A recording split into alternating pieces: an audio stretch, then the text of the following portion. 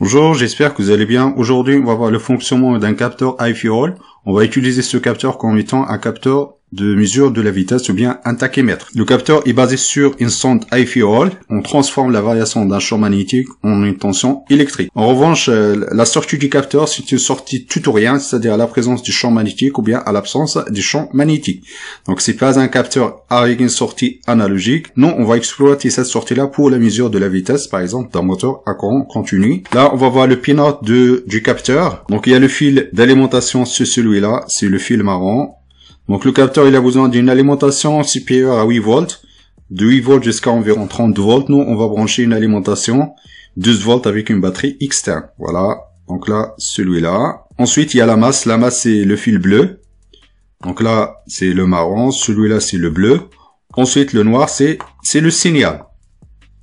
Donc la sortie ici, donc c'est une sortie tutorielle, du coup il faut faire attention. Donc le capteur il est alimenté avec 12 volts. On verra tout à l'heure la tension de la sortie 12 volts. Donc là on va faire le câblage de notre capteur. J'ai une alimentation qui vient de la batterie. Pour l'instant c'est pas branché. Donc là on a le fil du capteur, le marron. Donc là celui-là, donc c'est le plus.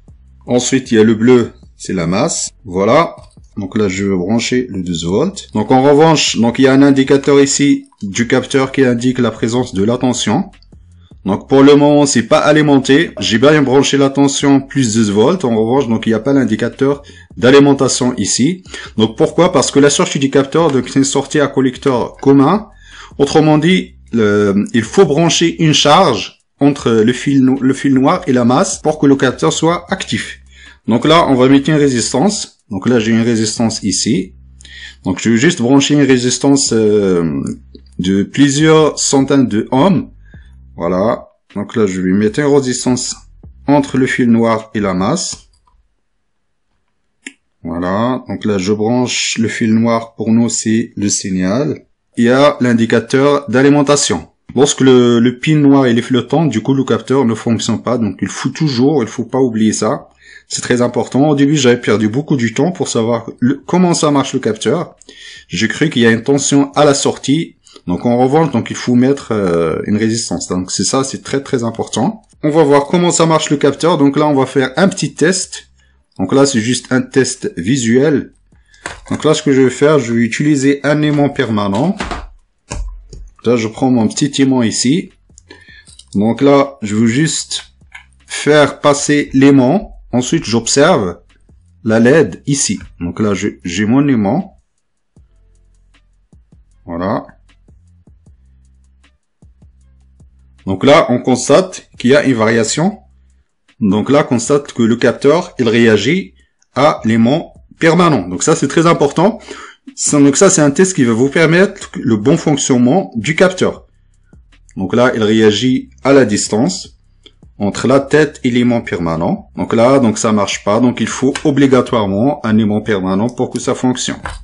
Donc là, comme vous voyez ici, donc là, c'est donc dans la suite, lorsqu'on va utiliser le capteur, il faut bien brancher cet aimant sur la charge. Maintenant, on va brancher une sonde de l'oscilloscope de la sortie entre la sortie et la masse. Donc là, j'utilise une sonde dans mon oscilloscope numérique. Donc ça, c'est mon signal ici. Ensuite, ça, c'est la masse. Là, qu'on voit ici dans l'oscilloscope, on a une tension de 6 volts. Donc là, c'est la précaution à faire. Donc, il faut pas brancher directement cette sortie-là, par exemple. Il faut pas mettre une résistance et récupérer directement la sortie vers le pin, par exemple, analogique à 0 ou à 1. Donc, on va utiliser la carte Arduino Duo. Donc, il faut pas que la sortie dépasse 3,3 volts. Par défaut, la sortie égale le 1 logique, qui correspond à environ 6 volts. Voilà, là on va rapprocher notre capteur. On va approcher l'aimant permanent. Donc là, on voit la variation de la sortie. Donc il passe soit de 0 ou bien de 1 logique. Là, j'augmente l'échelle de temps.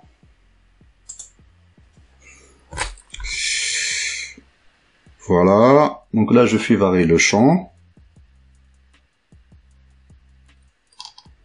Donc là, on va voir la variation de la sortie.